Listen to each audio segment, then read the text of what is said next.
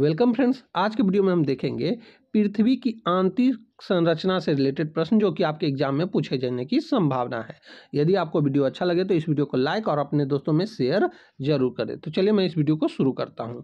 आज का हमारा पहला प्रश्न है, मोह असंभवता स्थित है, कहाँ स्थित है ये आपको बताना है। तो यह पृथ्वी के क्रस्ट तथा मेंटल के बीच में स्थित होता है। दोस्तों ये सारे प्रश्न एग्जाम में पूछे गए प्रश्न हैं, इसलिए मैं इन सारे प्रश्नों को आपको दिखा दे रहा हूं। आप इन प्रश्नों को याद कर लें क्योंकि ये बार बार पूछे जाते हैं। हमारा अगला प्रश्न है, स्थल मंडल में सम्मिलित है। कौन कौन स्थल मंडल में सम्मिलित है? तो ऊपरी भूपटल, निचली भूपटल तथा मेंटल का ठोस ऊपरी भाग ये सम्मिलित होता है स्थल मंडल में। हमारा अगला प्रश्न है, मिश्रित धातुओं और सिलिकेटों से बनी धरती की परत कहलाती है। क्या कहलाती है? तो सीएल कहलाती है। हमारा अगला प्रश्न है, पृथ्वी के केंद्र में पाया जाने वाला चुंबकीय पदार्थ है। क्या है? तो निकेल है। पृथ्वी के केंद्र में पाया जाने वाला निकेल चुंबकीय पदार्थ होता है। हमारा अगला प्रश्न है, निम्नलिखित में से कौन सा कथन असत्य है? तो पृथ्वी के समस्त आयतन का लगभग 68% एवं द्रव्यमान 83.5% मेंटल में व्यापक होता है, ये गलत है। बाकी महाद्वीप मुख्यतः ग्रेनाइट चट्टानों से निर्मित है, ये सही है। महासागरीय बेसिन में बेसाल्ट चट्टानों की प्रधानता होती है, ये भी सही है। कोर को बेरी स्पेयर के नाम से भी जाना जाता है, ये भी सही है। हमारा अगला प्रश्न है, पृथ्वी के भूपट्टी में कौन सा तत्व प्रचुर मात्रा में पाया जाता है? तो यह पाया जाता है एल्युमिनियम। हमारा अगला प्रश्न है, निम्नलिखित में से किसको व्हाइट ऑफ द अर्थ कहा जाता है? तो यह कहा जाता है मेंटल को। मेंटल को व्हाइट ऑफ द अर्थ कहा जाता है। हमारा अगला प्रश्न है, मेंटल में निम्नलिखित में से किन तत्वों की प्रधानता होती है? तो इसमें सिलिका और मैग्नीशियम की प्रधानता होती है। हमारा अगला प्रश्न है, पृथ्वी के कुल द्रव्यमान का लगभग कितना प्रतिशत मेंटल में पाया जाता है? तो यह 68% पाया जाता है। हमारा अगला प्रश्न है, पृथ्वी की कोर में किस तत्व की प्रधानता होती है? तो पृथ्वी के कोर में लोहा और निकेल की प्रधानता होती है। हमारा अगला प्रश्न है, निम्नलिखित में से कौन सा कथन असत्य है? यहाँ असत्य की बात कही जा रही है। तो महाद्वीपीय भाग में भूपटल की मोटाई अधिक है, जबकि महासागरीय भाग में यह छिछला है, ये सही है। महाद्वीपीय भूपटल में मुख्यतः ग्रेनाइट चट्टानों से निर्मित है, ये भी सही है।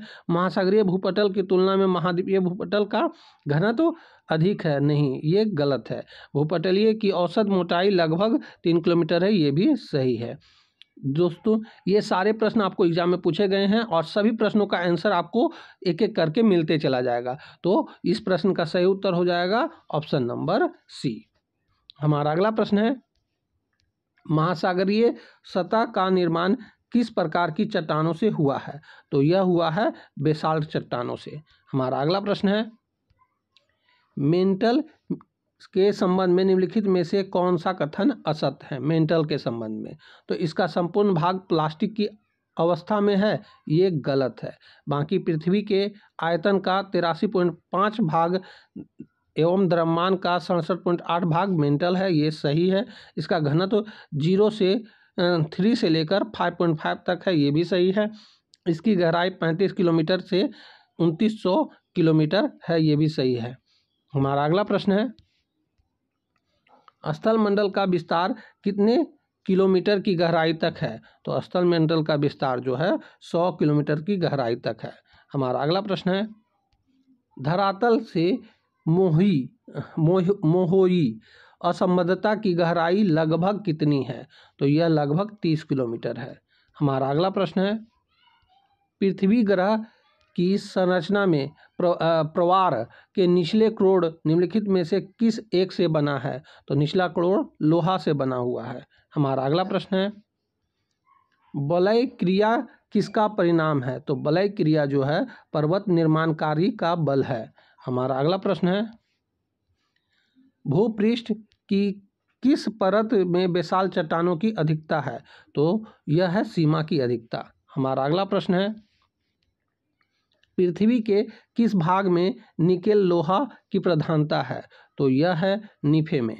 हमारा अगला प्रश्न है, पृथ्वी की सबसे ऊपरी परत के लिए सर्वप्रथम सियाल शब्द का प्रयोग किसने किया? तो सियाल शब्द का सर्वप्रथम प्रयोग स्वेज ने किया था। हमारा अगला प्रश्न है, पृथ्वी की 3 सकेंद्री परतों में से ऊपर से दूरी परत का नाम क्या है? दूसरी परत का नाम क्या है? दूरी परत का नाम क्या है? तो यह है सीमा। हमारा अगला प्रश्न है, पृथ्वी की आंतरिक संरचना के संबंध में सर्वाधिक महत्वपूर्ण जानकारी का स्रोत क्या है? तो यह है भूकंप विज्ञान। हमारा अगला प्रश्न है, सियाल, सीमा और नीफे के रूप में भूगर्भ का विभाजन किसके द्वारा किया गया? तो यह किया गया था स्वेज के द्वारा। हमारा अगला प्रश्न है, निम्नलिखित में से कौन सा कथन सत्य है? तो सियाल में ग्रेनाइट एवं नीस जैसी चट्टानों की प्रधानता है, ये सही है। सीमा का निर्माण मुख्यतः बेसाल्ट एवं ग्रेवो जैसी चट्टानों से हुआ, ये भी सही है। क्रोड में निकेल एवं लोहा जैसे तत्वों की अधिकता होती है, ये भी सही है। यानी इस प्रश्न का सही उत्तर हो जाएगा, उपयुक्त में से सभी सही हैं। हमारा अगला प्रश्न है, स्थल मंडल से तात्पर्य है? तो स्थल मंडल से तात्पर्य है पृथ्वी की बाह्य पपड़ी।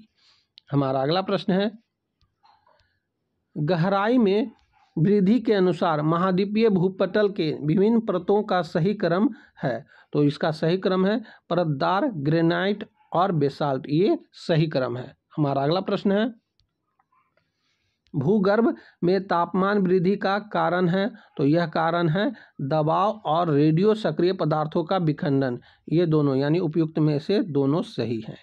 हमारा अगला प्रश्न है, भूपर पट्टी पर पाए जाने वाले विभिन्न तत्वों की मात्रा का सही आरोही क्रम क्या है? तो यह सही आरोही क्रम है ऑक्सीजन, सिलिका, एल्युमिनियम और लोहा, ये सही क्रम है, ये आपको याद रखना है। ऑक्सीजन, सिलिकॉन, एल्युमिनियम, लोहा। हमारा अगला प्रश्न है, स्थल मंडल की मोटाई भूकंपीय तरंगों के आधार पर कितनी मापी गई है? तो यह मापी गई है 100 किलोमीटर। हमारा अगला प्रश्न है, निम्नलिखित में से किस परत को बेरिस्फीयर कहा जाता है? तो यह कहा जाता है पृथ्वी की सबसे आंतरिक परत को। हमारा अगला प्रश्न है, धरातल से भूगर्भ की ओर जाने पर गहराई के साथ तापमान वृद्धि की दर क्या है? तो तापमान वृद्धि का दर है 1 डिग्री सेल्सियस प्रति 32 मीटर। हमारा अगला प्रश्न है, पृथ्वी की आंतरिक संरचनाओं के अनुसार भूगर्भ का विभाजन भूपटल, मेंटल और कोर में किया गया है, ये विभाजन किसका है? तो यह विभाजन जो है ग्रांट का है। तो दोस्तों यहीं पे हमारा पृथ्वी की आंतरिक संरचना से रिलेटेड प्रश्न खत्म होते हैं, जो कि आपके एग्जाम में पूछे गए प्रश्न हैं। तो अब हम मिलेंगे आपसे अगली वीडियो में, तब तक के लिए जय हिंद, वंदे मातरम।